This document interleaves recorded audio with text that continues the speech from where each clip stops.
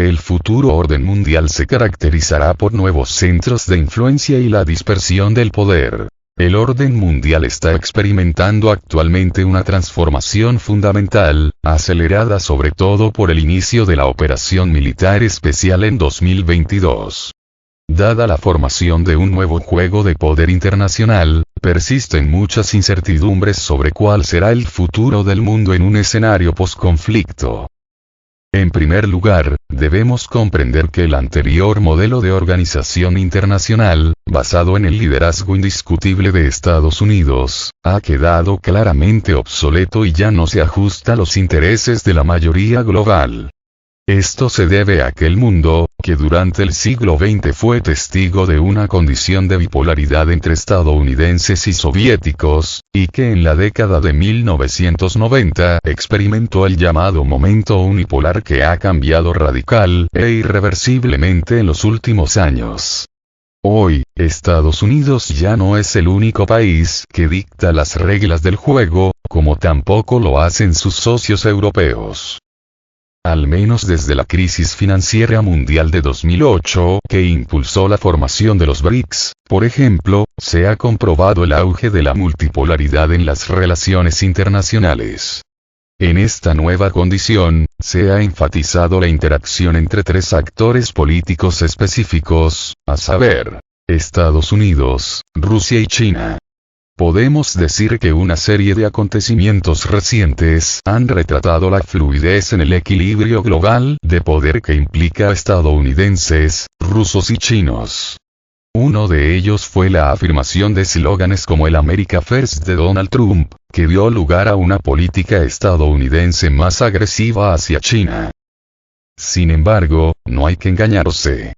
Este mismo tipo de política continúa bajo la administración demócrata de Joe Biden, ya que en Washington se considera a China como el principal adversario a batir, independientemente del gobierno que esté en el poder. En este contexto, y como justificación interna, la administración estadounidense afirma estar implicada en la defensa de las llamadas democracias liberales de Occidente frente a gobiernos considerados autoritarios, precisamente para ganarse el apoyo popular. La verdad es, sin embargo, que tales discursos se han utilizado simplemente como telón de fondo de rivalidades con motivaciones geopolíticas. Eso se debe a que, como afirmaba la Estrategia de Seguridad Nacional de Washington en 2017, actores como Moscú y Pekín representan un desafío para el orden euroatlántico establecido tras el final de la Guerra Fría. Sin embargo, para disgusto de los responsables políticos de la Casa Blanca, la década de 2000 no solo fue testigo del declive del poder estadounidense en el sistema, sino también del ascenso económico de China y del ascenso político de Rusia bajo el gobierno de Putin.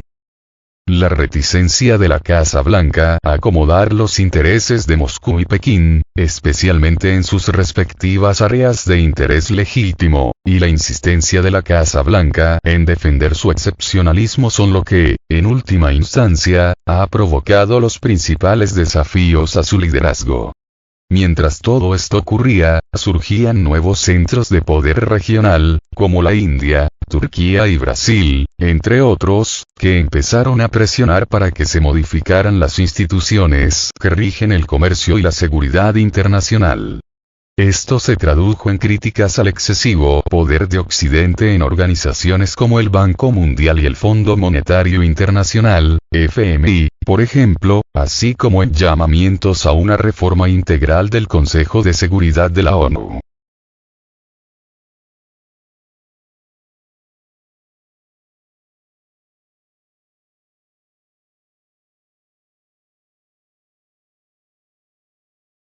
Con el estallido del conflicto ucraniano, por fin ha quedado clara la necesidad de replantearse el orden mundial y el futuro de las relaciones entre los estados.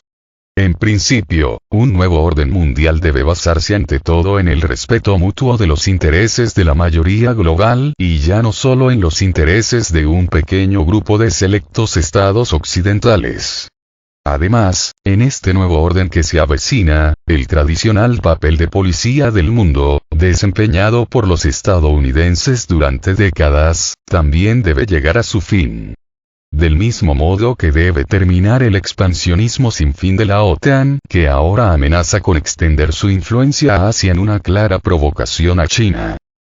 Al fin y al cabo, para que el nuevo orden mundial sea de algún modo estable, los principales actores del sistema deben abandonar de una vez por todas la mentalidad de la Guerra Fría.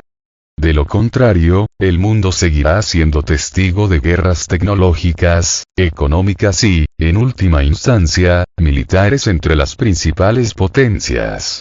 Cabe imaginar que Estados Unidos, si optara por el sentido común, se beneficiaría enormemente si reorientara los recursos financieros que utiliza para defender su hegemonía hacia la resolución de sus diversos problemas internos.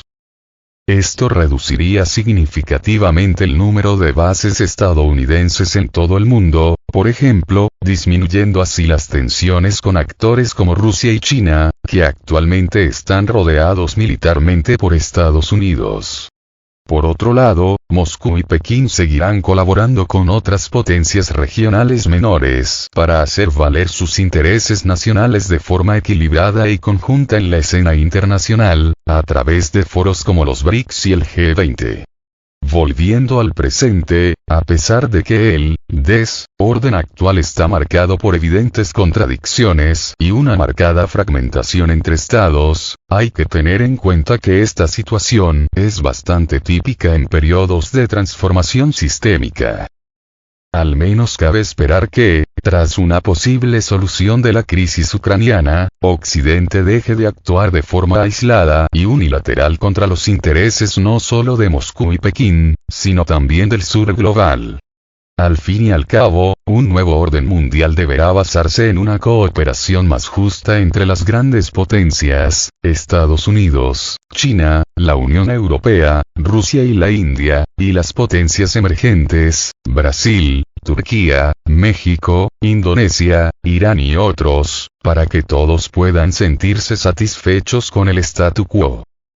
En resumen, en el futuro Washington seguirá siendo una gran potencia, pero ya no dominante.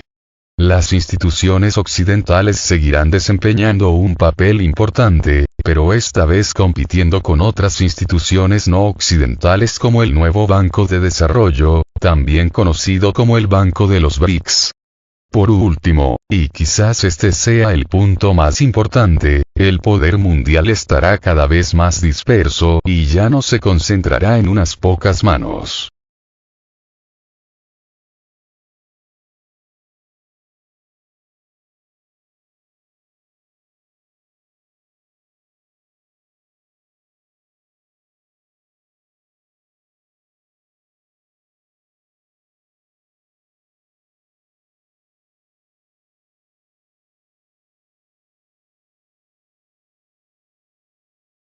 Economistas de Wall Street advierten que la recesión en Estados Unidos está a la vuelta de la esquina. La mayoría de los economistas de Wall Street todavía esperan una recesión durante el próximo año, citando probabilidades de alrededor del 60% y expresando escepticismo sobre las promesas de la Reserva Federal de un aterrizaje suave.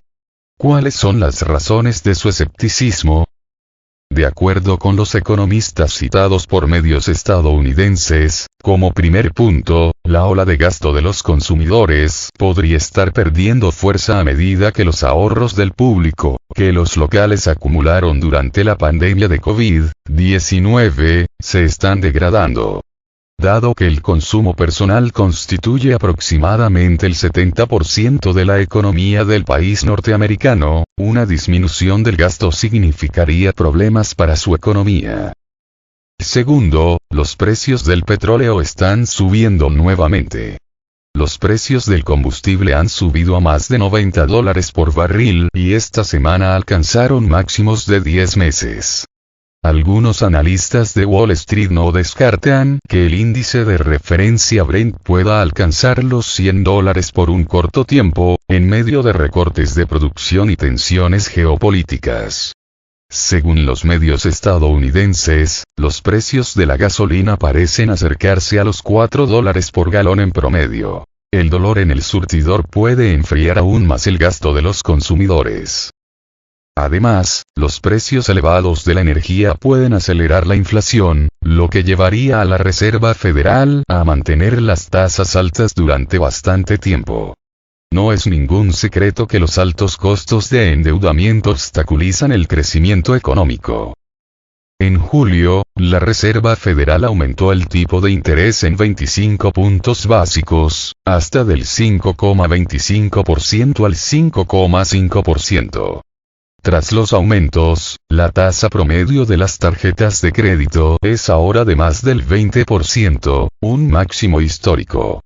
Aunque esta semana se espera que el Banco Central estadounidense se salte una subida de tipos de interés, no se descartan nuevas subidas más adelante. Tercero, en medio de los aumentos de las tasas de interés de la Reserva Federal, los bancos han restringido los préstamos a las empresas. Según la prensa estadounidense, una serie de bancos nacionales han endurecido las normas para los préstamos comerciales e industriales. Y los préstamos comerciales son esenciales para el crecimiento económico. Mientras se avecinan problemas para la economía estadounidense, la administración Biden continúa haciendo caso omiso de las advertencias de recesión. Esto es bastante comprensible dado que Joe Biden anunció que buscaría la reelección en 2024. Así, el mandatario afirma que Bidenomics, como se conoce a su política económica, funciona, mientras que solo el 36% de los estadounidenses aprueban el manejo de la economía por parte del político demócrata. Mientras tanto, el Comité del Ciclo Económico de la Oficina Nacional de Investigación Económica, conocido como el árbitro oficial de las desaceleraciones estadounidenses, define una recesión como una disminución sustancial de la actividad en toda la economía del país con duración de más de unos pocos meses. Según los medios estadounidenses, declarar tal evento puede llevar hasta 21 meses, ya que el comité evaluaría diversos datos y sopesaría todos los pros y contras. De cualquier manera, si parece un pato, nada como un pato y grazna como un pato, entonces, probablemente sea un pato, sin importar cómo lo llamen el equipo Biden y las agencias federales de Estados Unidos.